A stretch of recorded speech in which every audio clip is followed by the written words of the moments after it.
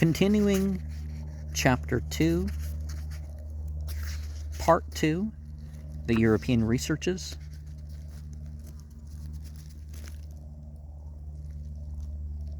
He knows that none but he who spends many years in mere preparatory studies is able to give anything like a correct translation of even a portion of the Zend Avesta. As a first edition of all the Avesta texts, Westergaard's work deserves much praise. He follows, in most cases, the best manuscripts, but if he finds the readings decidedly incorrect, he amends them according to sound philological principles. Compound words, so far as he could discover them, are always marked.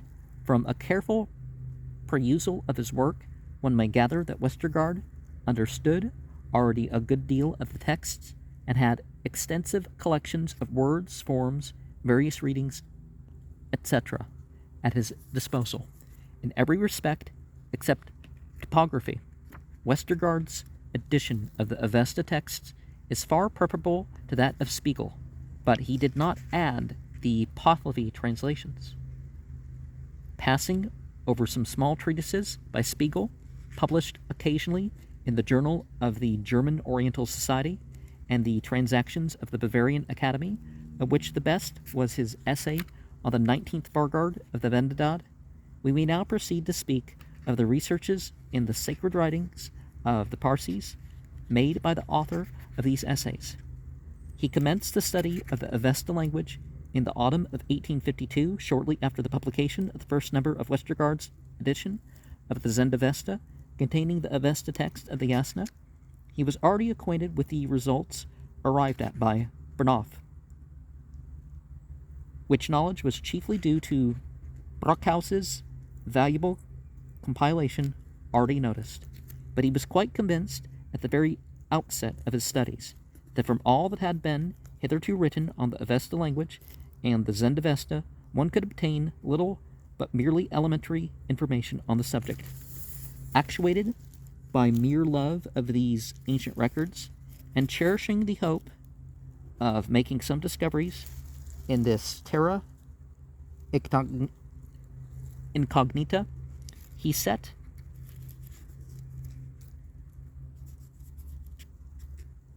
not too known in the earth, basically. He set about the task of instituting inquiries into these sacred texts. He possessed no other aids than those which were accessible to all other scholars, while Spiegel and Westergaard had all the manuscripts or copies thereof, and the Pahlavi and Sanskrit translations at their disposal. Westergaard's edition of the Yasna enabled the author to commence this study, but it was soon apparent that unusual difficulties attended every step in this branch of philological study.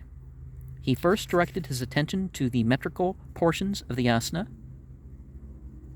called the 5 gathas, or hymns, the explanation of which had never been attempted before by any Oriental scholar.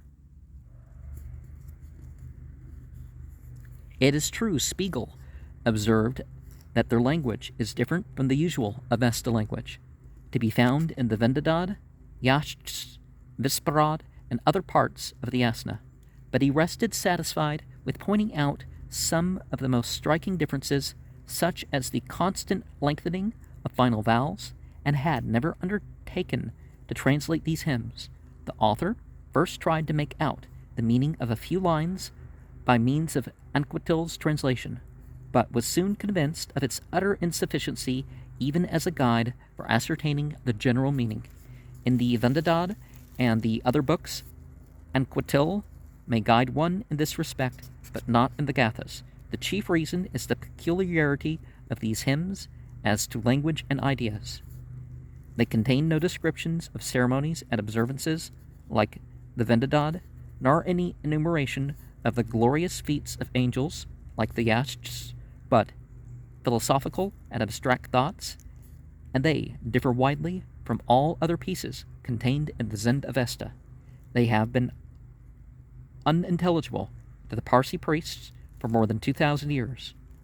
We could not expect Anquetil to give even an approximate account of their general contents, as Anquetil's work afforded no assistance, it became necessary to take the trouble of collecting all the parallel passages throughout the Zendavesta and arranging them alphabetically. The index of Brockhaus to the Vendidad, Jasna, and Visparad was a considerable aid, but it was necessary to make an index to the Yachts, which form about one half of all the Avesta texts extant, and were for the first time published in Westergaard's edition, being convinced, like Bernoff, that the language of the Vedas stands nearest of all Aryan dialects to the Avesta language. The author betook himself to the study of the sacred writings of the Brahmins, especially that section which is called the Rigveda Samhita, being a collection of rather more than 1,000 very ancient hymns. Only 1/8 part of this large work being published at that time, it was necessary to copy out from a manuscript kindly lent by Professor Benfey at Göttingen the remaining 7 parts. After that was done, an alphabetical index, at least to some portion of this extensive collection of hymns, had also to be made, but in this tedious work assistance was given by a friend. Gottlob Wilhelm Hermann, a young clergyman in Württemberg, who possesses a remarkable knowledge of Sanskrit. Not content with these aids, the author commenced the study of Armenian, which is affiliated to the Iranian languages, and also that of Pahlavi, being already acquainted with modern Persian. The study of Pahlavi, which language resembles a mixture of Persian and Chaldee, was much facilitated by his being acquainted to a certain extent with all Semitic tongues, which knowledge he owed chiefly to his great teacher, Professor Ewald, at Göttingen. After these preparations, the philological operations were commenced in the following manner.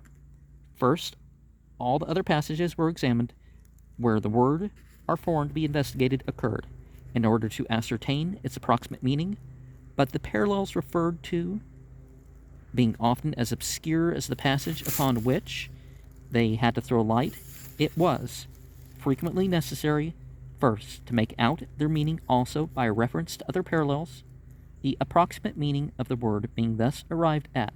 In most cases, after much trouble, it was confirmed or modified by means of a sound etymology, first applying to those words and forms of the Avesta language itself, which there was reason to suppose to be cognate to the word in question, and then consulting the Vedas, especially the hymns of the Rigveda. There being neither index nor glossary to these hymns, the same trouble had to be taken with them as with the Zendavesta, in order to ascertain from parallels the meaning of the Vedic word referred to. When no satisfactory result was obtained by these means, the further search was made in modern Persian and Armenian, and now and then in Latin and Greek also. Modern Persian, especially in its older form commonly styled Parsi, was of the highest value for such etymological researches, but an appeal to this genuine niece of the sacred language of the Zendavesta is, in general, more difficult and subject to greater liability of error than that to Vedic Sanskrit. Samskrita is how it's spelled, but the English like to change the names a little bit, right?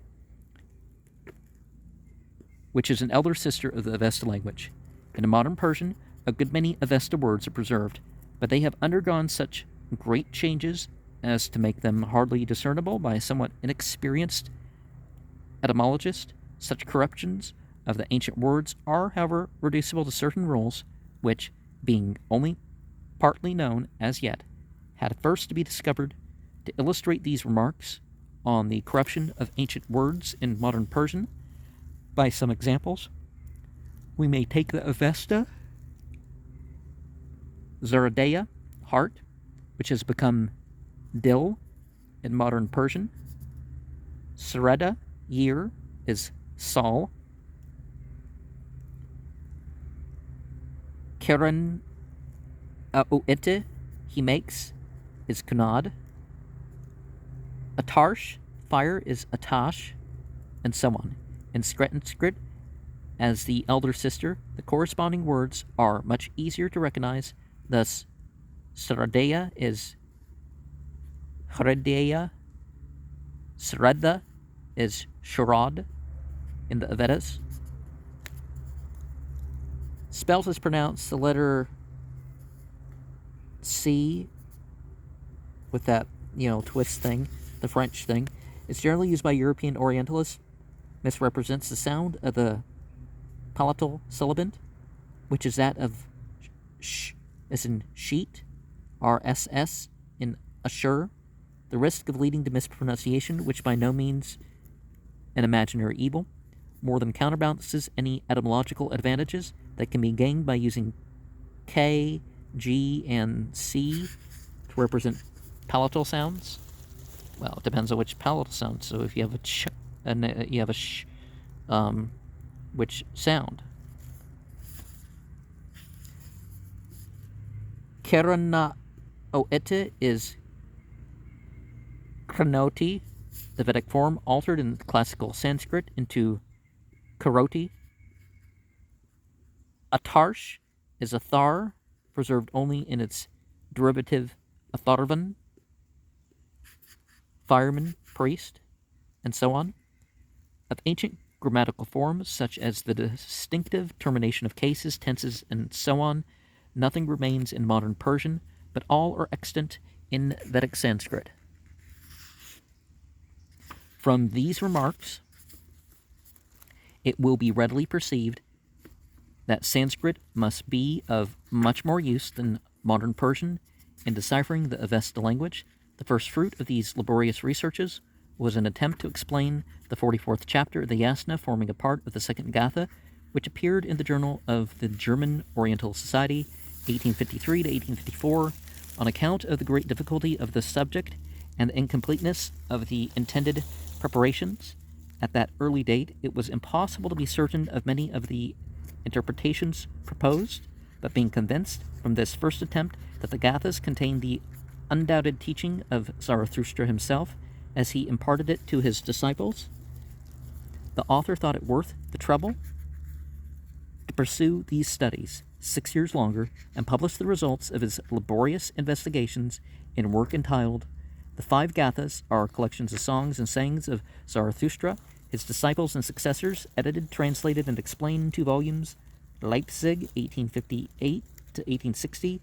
It contains the text revised according to philological principles and transcribed into Roman characters, a literal Latin translation, a free translation into German, and a complete critical and philological commentary with introductions to each of the 17 chapters, and concludes with an introduction to the whole. The basis of the whole work is the commentary, which gives at full length the results of a comparison of all parallel passages in the Zendavesta and the Veda, and the etymological researches into the Avesta and cognate languages, together with the partial review of the traditional explanations so far as they were accessible in a bad transcript of Naryosang's Sanskrit translation of the Gathas.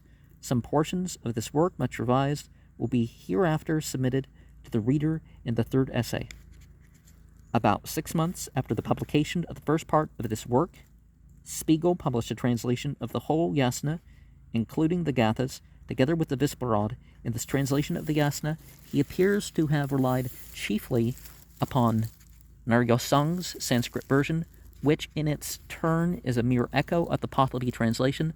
This is, no doubt, the traditional interpretation, but unfortunately the tradition goes but a short way back in the history of such ancient writings as the Gathas, which had evidently become as unintelligible from age or difference of dialect in the time of the Pahlavi translators as they are to the Dasturs of the present day. Any translation based upon such imperfect tradition can claim little attention as a work to be relied on. Spiegel had previously, in 1856, published his Grammar of Zvarish language, a term applied to Pahlavi and usually written Zvarish by Persian writers. It appears, however, to mean the particular mode of writing adopted in Pahlavi, in which Semitic words or other obsolete forms could be substituted by the writer for their Iranian equivalents, and would be read by the reader just as if the Iranian words had been written. This mode of writing is by no means peculiar to Pahlavi, for even in English we often write forms which are strictly analogous to Huzvarsh, such as V's, i.e., e.g., LB,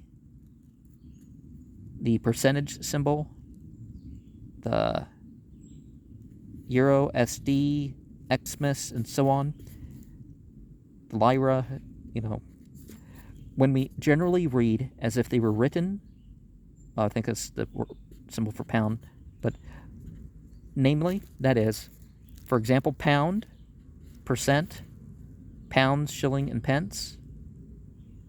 Okay, yeah, that's what that's supposed to stand for. Okay. Christmas, etc. Spiegel's grammar was based upon the forms he found in the Pahlavi translations of the Vesta and in the Bundahish. And so far as the collection and arrangement of these forms was concerned, it was very complete and useful, but he was unfortunate in his explanations of the Huzvarish forms, and so many of these explanations have since been disproved that his grammar is practically obsolete and likely to mislead. Now, even when the language is right, tradition isn't exactly the same as a direct explanation much of the time. And whose tradition, right? Who's saying? Who's...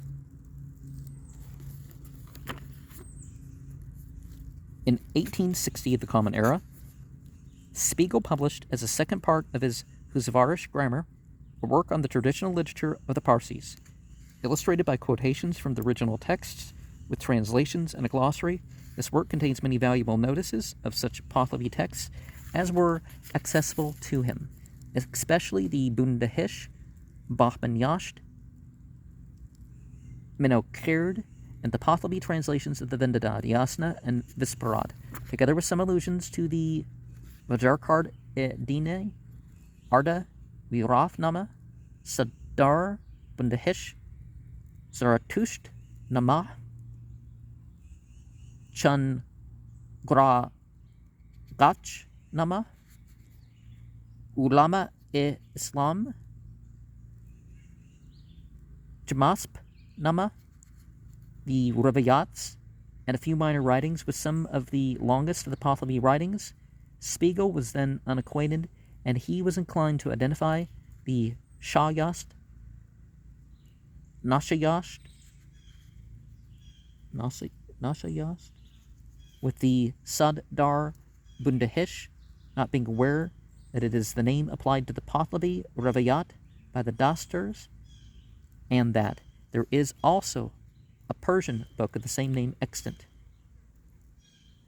Well, we already talked about the Shayast, Lashayast, and some other of these, right? But this is the Shayast, Nashayast. Okay. Nashayast. Okay. Before proceeding to later researches, some other publications relating to the Zendavesta have to be mentioned. Lassen, the well-known Sanskrit scholar, published an edition of the Vesta text of the first 5 chapters of the Vendadad, Bonn, 1851, but he added neither translation nor explanatory notes. Max Dunker, the author of A History of Antiquity, which is highly valued in Germany, treated of the ancient Persian religion, its sacred books and prophets, in the second volume of his work. Although himself a mere historian and no Oriental scholar, he succeeded in drawing a fine and correct general picture of ancient Iranian life according to the reports of the Greeks and the modern researches in the Zendavesta. Mendishman, a Roman Catholic clergyman of high position at Munich, published 2 valuable essays, one on the deity Anahitis, worshipped by the ancient Persians and mentioned under the name Anahita in the Yashts, Munich, 1856. The other was a translation of the Mihr Yasht with notes, Leipzig, 1857. His latest researches were published after his premature death under the title of Zoroastrian Studies, edited by Spiegel, Berlin, 1863. This work contains a very useful translation of the Bundahish, with extensive explanatory notes and essays upon several of its subjects, including a translation of the first half of the Fraverdinjast. His translations were great improvement on those of Anquetil, being made on scientific principles. In the case of the Bundahish, he had really to rely upon the single text published by Westergaard, as previously mentioned, for Anquetil's manuscript of the text was originally copied from the same codex, now at Copenhagen, in 1864. Bilik published an English translation of the Vesta at the request of Seth Muncherji Hormusji Kama. This was merely a translation from the German of Spiegel, but the translator referred to the original text as a guide to his choice of words in many places, and in some instances he complains of the German version being quite as unintelligible as the Avesta text itself. This translation was intended for the information of the Parsis, but it has also been useful to that portion of the English public which takes an interest in Zoroastrianism. Although unprepared to face the difficulty of foreign languages, it contains, of course, all the imperfections of Spiegel's translations. The further researches of the author of these essays were greatly facilitated by his being appointed in 1859 superintendent of Sanskrit studies in Pune College near Bombay. He was thus brought into contact both with Brahmins and Parsi priests, the present possessors of all the traditional Vedic and Zoroastrian lore that has not been lost. After a short interval employed in learning Marathi, the vernacular language of that part of Western India, and in the further study of English, he began his observations of the native modes of study and followed them up by close inquiries regarding their rites and ceremonies. He had, in the first place, to unlearn much that he had learnt in Europe, and to his readiness in accepting the fact that European scholarship must often stand corrected before Indian tradition was probably due his ever-increasing influence over the natives, which enabled him, in the end, to obtain fuller information regarding their ceremonies than had ever previously been given to a European. The Parsis had gradually lost much of their reluctance to discuss religious matters with Europeans, which had been engendered or aggravated by their bitter controversy with the missionaries some 20 years before, and which had been brought to a climax by the publication of the Reverend Dr. Wilson's book before mentioned. They felt that this book was so far one-sided as to give a false idea of their religion, and they were naturally indignant at the sarcasms it contained. Any personal ill feeling which Dr. Wilson may have occasioned by his book soon disappeared, but it was many years before his habitual kindliness and conscientious efforts for the improvement of the natives of India regained the confidence of the Parsis. On his death, however, in 1875, no one felt more deeply than the Dastars themselves that they had lost one of their best friends, that in his controversy with them he had only acted as his duty compelled him. But the progress of time and education had dissipated this ill feeling, and they were delighted to find a European scholar who understood so much of their religion as to appreciate its good points without dwelling too severely upon those which are doubtful or objectionable. With a feeling of growing confidence, the priests discussed their ceremonies and sacred books, and the laity were glad to receive from a European scholar explanations of their older scriptures, which had hitherto been nearly sealed books to all. To meet this increasing demand for information, a public lecture on the origin of the Parsi religion was delivered on the 1st of March, 1861, of the Common Era, and the first edition of these essays was published in 1862. In the cold season of 1863 to 1864, the author undertook a tour in Gujarat under government patronage to search for Avesta, Pahlavi, and Sanskrit manuscripts. During this tour, he examined most of the Parsi libraries in Surat. The only Parsi priest in Surat who knew anything of Anquetil Duperon was Dastur Kai Khusro Darab, who recollected hearing that Dastur Darab had taught Anquetil the Avesta and shown him the sacred fire when disguised as a Parsi. Now Sari, Broke, and Balsar, and succeeded in purchasing several manuscripts for the Bombay government, including a very old copy of the Avesta text of the Yasna, an old copy of the Vendidad with Pahlavi, and a Vendidad Sada, written in 1626, the Common Era. The libraries were Surat, Navsari, Broke, and Balsar. The sentence was split up by the note. Some other manuscripts were presented to him as tokens of personal respect on the part of their owners. Among these was a very old manuscript containing Rivayat, Arda Viraf, Nama, Bundahish, and several minor texts written in 1397, also copies of the Nirangastan, Shikang, Gumani, and so on. With regard to Sanskrit translations, he could find none of the Yasna extending beyond the Srosh Yasht, and of the Vendidad, only Fargard's 8, 79, 80, and 9, verse 1 to 4 from Westergaard appear to have been ever translated into Sanskrit. He also saw a Sanskrit Siroza and an incomplete Avesta Sanskrit glossary. At Navsari, he found two copies, one in Avesta and the other in Avesta with Pahlavi, of a book called Vaetha Nask from its beginning, with the word Vaetha, and other copies of it were seen elsewhere.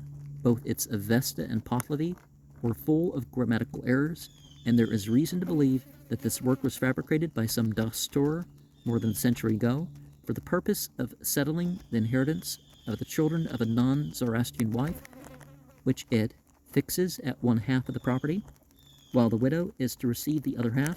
This is contrary to the opinion of most Parsi priests, who would consider such children not entitled to any share of the paternal property, although there appears to be nowhere in the Avesta text extant any direct prohibition of intermarriages between the Zoroastrians and non-Zoroastrians.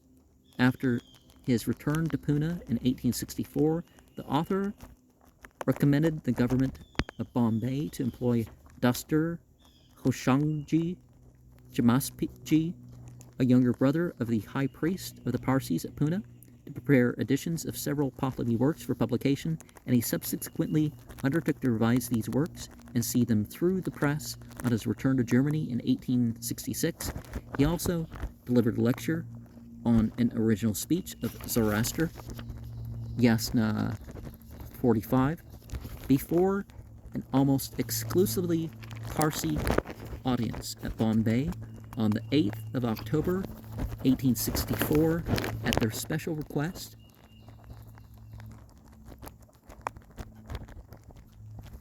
There is the idea that the younger Avesta portions of those 72 yasnas represent something older. And in pursuance of his schemes for encouraging Parsis in the study of their religious literature, the proceeds of this lecture were appropriated as prizes for the best translations by Parsis of two Pahlavi works, one of which is the Panditnama of Adarpad Maharaspend, was published in 1869.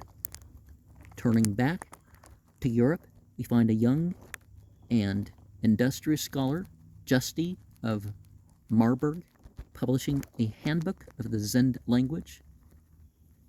Leipzig, 1864, containing a dictionary, Avesta in German, of all words in the text, published by Westergaard, a grammar and selections for reading, all printed in Roman type. This dictionary is a very useful compilation in a handy form, and so far as arrangement is concerned, it leaves little to be desired, but having been prepared with too little study of the text, it is often incorrect in its definitions and is therefore likely to perplex the careful student and mislead the unwary unless it be used rather as a handy index than as a complete dictionary. Many of these defects will probably disappear in the second edition, which ought also to include the Avesta words peculiar to the Zend Pothlaby glossary and Nirangastan. But the Avesta dictionary, long ago promised by Westergaard, would be more welcome and be used with more confidence. In 1868, Justy also published a translation of the Bundahish, the Pothlaby text lithographed and transliterated into Persian characters, and a glossary in which the Pothlaby words are printed in Persian type. From some misconception, he claims, on the title page, to have published the Bundahish for the first time, whereas the lithographed text had already been published by Westergaard in 1851, and translations had been published by Anquetil in 1771 and by Windishman in 1863. Juste had the advantage of collating another recension of the text contained in a Pothlaby manuscript at Oxford and a Bezond manuscript in London, both of which have evidently been derived from the very old manuscript written in 1397 and presented to the author of these essays at Surat, as mentioned above. The translation is therefore more correct than its predecessors, though blunders are not unfrequent. Justy argues that the Bundahish is not older than the time of Firdausi, and its statement about the accession of the Arabs cannot, of course, be more than 3 centuries older, but many of the other signs of late date which he relies on are fallacious.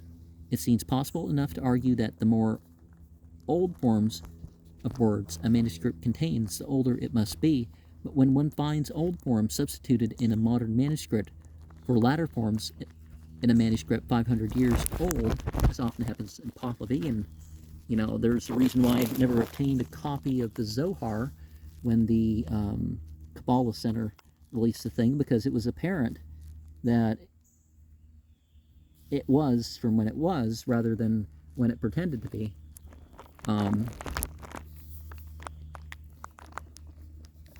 This argument evidently fails, and we have to suspend our judgment until the period when the latter forms first arose has been historically ascertained.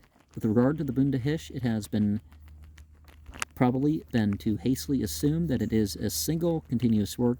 It may be half a dozen fragments, either of the same or of various works, thrown together in various orders by different writers, as the manuscripts vary in arrangement, and the fragments consisting Anquetil's chapters 28, 29, 30, and 32 have been hitherto found only in the manuscript at Copenhagen and its 2 modern copies.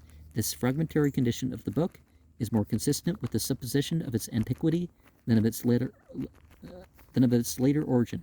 It also explains how some fragments may be much older than others. However this may be, the arrangement of the fragments in the Copenhagen manuscript is probably that adopted in the latest edition, as it is most consistent with the idea of a continuous text. The author of these essays, after his return to Germany in 1866, revised and published for the government of Bombay some of the Pothlaby works prepared by Dastur Hoshangji, as mentioned above. The first of these was the Old Zend Pothlaby glossary, which is found in 2 of the oldest Pothlaby manuscripts extant. The text was printed in the original character with an interlinear transliteration in italics, and accompanied with an introduction, English translation, and alphabetical index to the Avesta words, arranged as an Avesta glossary. The introduction treated first of the age and origin of Pothlaby, and secondly of the age and value of the glossary, and it contained the first systematic attempt to connect the Pothlaby of the Sasanian inscriptions with that of the Parsi books. This glossary was first published in 1867 and was followed in 1870 by the Old Pothlaby Pazand printings author. The Old Pahlavi Pazand glossary, of which the text and index had likewise been prepared by Dastur Hoshangji. The index, which was arranged as a Pahlavi English glossary, was considerably enlarged by the addition of all the Pahlavi words in the Zend Pahlavi glossary, and the work was preceded by a long and important introductory essay on the Pahlavi language, in which the nature of that language was for the first time fully and critically examined and a sound basis laid for future investigations. This essay began with a history of the researches in Pahlavi literature, inscriptions, and numismatics which had been made in Europe. It then proceeded to discuss the meaning of the terms Pahlavi and Huzvarish, identifying Pahlavi with Parthian, or ancient Persian, and explaining Huzvarish as the mode of writing Pahlavi with a large intermixture of foreign or obsolete words. It next deciphered several Sasanian inscriptions and compared their language with that of the Parsi books, with the view of determining the character of Pahlavi, which it defined as a Semitic language with an admixture of Iranian words and a prevailing Iranian construction. If we look only to the way it is written, all the pronouns and particles, and most of the common words, being usually Semitic, are as a purely Iranian language if we consider only the way in which it is read, and that this practice of reading the Iranian equivalents of the written Semitic words, it attributed the total disappearance of these Semitic words in modern Persian as soon as the writers began to write as they spoke. The essay concluded by discussing the origin and age of Pahlavi, and showed that traces of that language can be discovered in some short inscriptions of the 4th and 7th centuries BCE. Although this glossary was originally published by Enquetil in his Zend Avesta in 1771, it was in such a modified form that it remained for a century practically useless. Shortly after the publication of the first of these glossaries, the author of these essays was appointed professor of Sanskrit and comparative philology at the University of Munich, where he continued to publish from time to time short essays on subjects connected with Parsi literature, among them an essay on the present state of the Zend philology, 1868, in which he sought to correct the misapprehensions of other scholars with regard to the meanings of certain Avesta words, also a translation of the 18th Fargard of the Vendadad with a commentary, 1869, and an essay on the Yatha Ahuva Iryo, one of the most sacred formulas of the Parsis, with a translation of its commentary in Yasna, 19, 1872. The last of his works, connected with the Parsi religion, was the revision and publication of Dastur Hoshangji's edition of the Book of Arda Viraf, 1872, and its glossary, 1874. In the preparation of these works, and also in the Pahlavi Pazan glossary, he was assisted by an English friend, E.W. West, whose attention had been first directed to Pahlavi by the discovery of inscriptions in that language at the old Buddhist caves of Kanheri, about 20 miles north of Bombay. To the Pahlavi text and the transliteration of the book Arda Viraf were added the texts and transliterations of the tale of Goshte Friano and the Hadokt Nask, with English translations of all three texts and introductory essays describing the manuscripts used, the system of transliteration adopted, and the contents of the text, the glossary, which was prepared by West from the original text and from the materials supplied by Dastur Hoshangji, was arranged in the alphabetical order of the Pahlavi characters, as compared with their modern Persian equivalents. It forms a complete text to the three texts, and to some Pahlavi fragments, which had been published but not glossarized in the introduction and notes to the previous glossaries. It would be a great assistance to scholars if other Pahlavi texts were published in a similarly complete manner, but the labor of doing so with sufficient accuracy is alarmingly great. To the glossary was added an outline of Pahlavi grammar. Besides assisting in the publication of Dastur Hoshangji's works, West had also published the book of Ma'inyo Ikkard, 1871, which professes to give the utterances of the spirit of wisdom on many of the doctrines and details of the Parsi religion. In this work, the Pazan text and Mayosang's Sanskrit translation were printed in Roman type and accompanied by a glossary of all the Pazan words, with an outline of Pazan grammar. The Yatha Ahu Va'ario, to go back, would be the most sacred text, although you could say that the Asham Vahu would be said more. Passing over some short essays such as Cow's contributions to the knowledge of Parsi literature, and also larger works of more pretension, such as Spiegel's Iranian Antiquities, this account of European researches may be concluded by a short notice of some French works.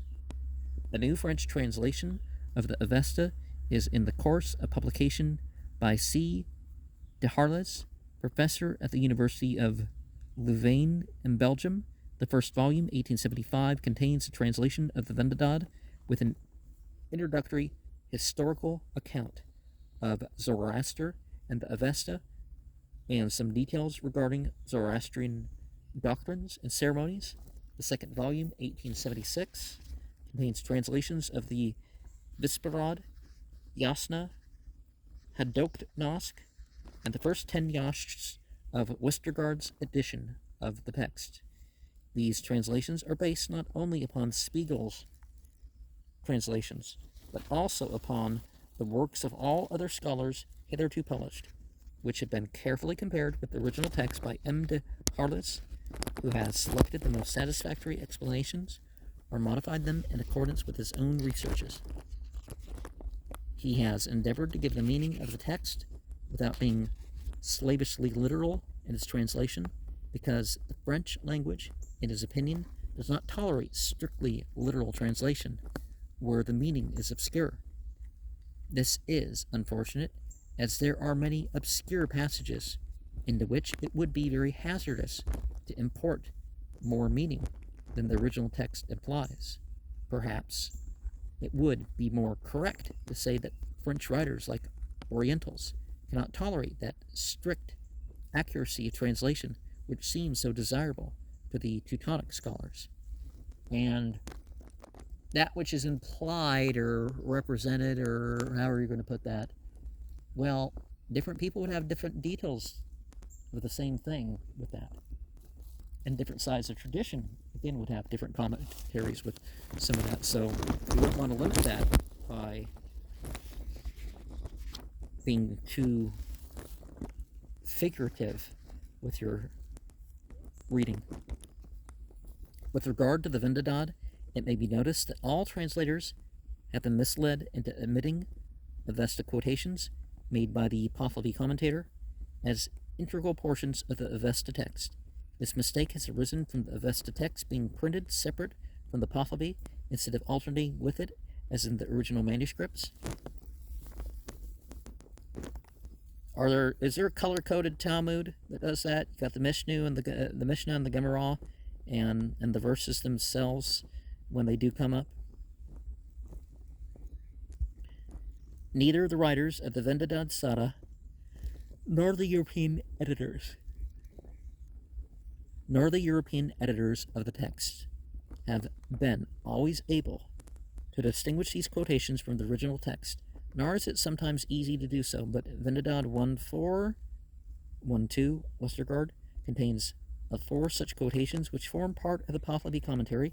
A young French scholar, James Garmastetter, has recently engaged in the study of the Vesta text in a strictly scientific manner and has published several essays of considerable importance.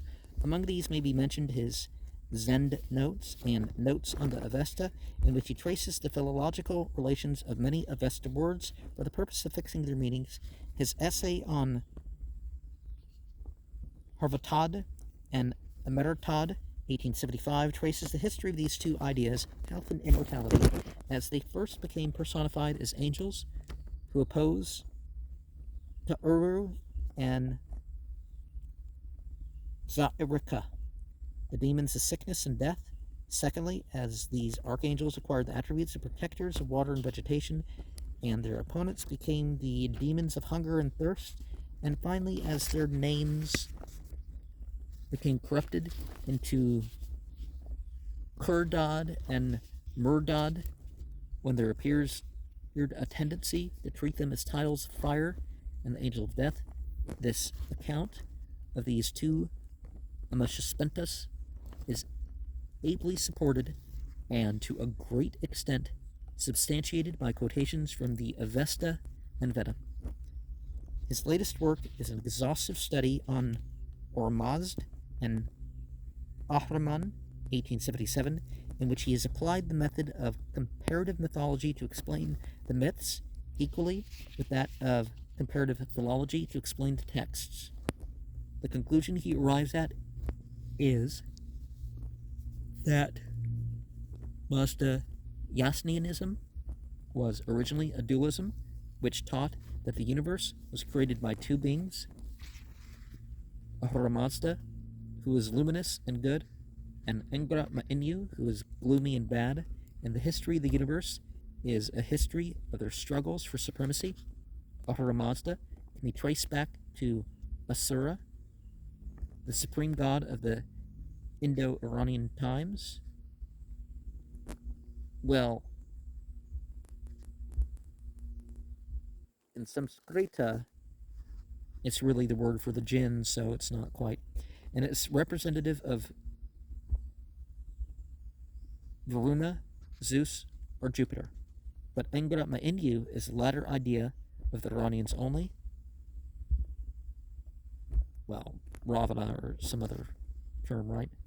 Although he takes the place of the Indo-Iranian serpent demon who fought with the fire entity in storms.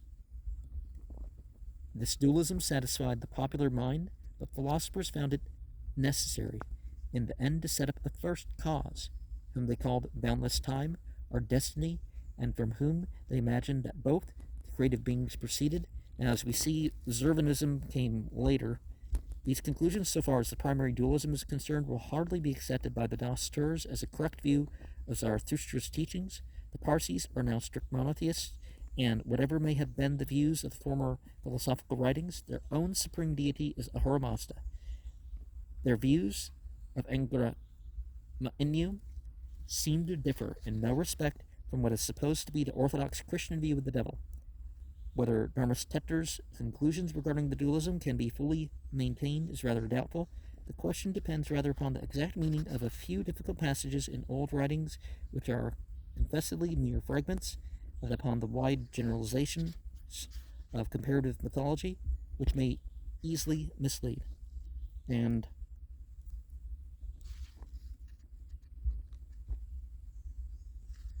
an actual monotheist would only worship Ahura Mazda.